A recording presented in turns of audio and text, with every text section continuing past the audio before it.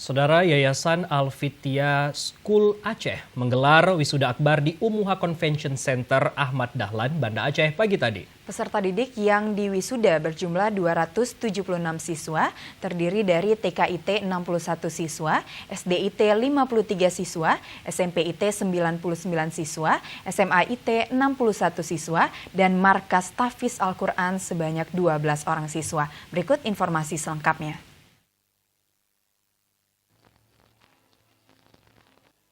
Wisuda tersebut merupakan angkatan ke-12 jenjang SD SMP, angkatan 9 SMA, dan Markas Tahfiz Al-Quran angkatan ke-5 tahun pelajaran 2018-2019. Direktur Al-Fitya School Aceh, Tengku Bustanul Arifin dalam sambutannya mengatakan, pihaknya juga mewisudakan lulusan terbaik hafalan Al-Quran dan siswa teladan. Bahkan ada 2 siswa-siswi jenjang SMA Islam terpadu ini mampu menghafal 30 juz.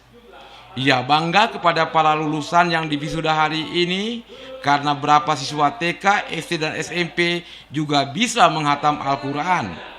Untuk tahfiz ini, Yayasan Al-Fitya School Aceh memberikan motivasi bagi mereka dan khusus yang berprestasi diberikan bungong jaro.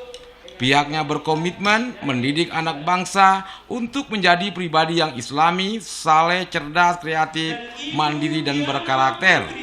Hal ini dapat dilihat dengan adanya 6 cabang Yayasan Al-Fitya di seluruh Indonesia.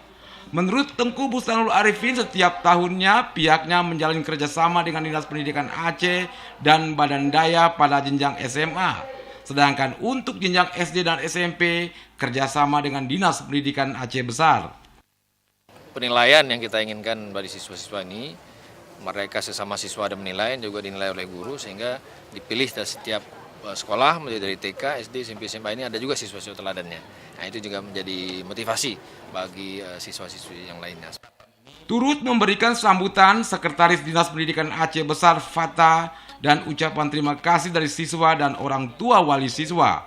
Tim Liputan TVRI melaporkan.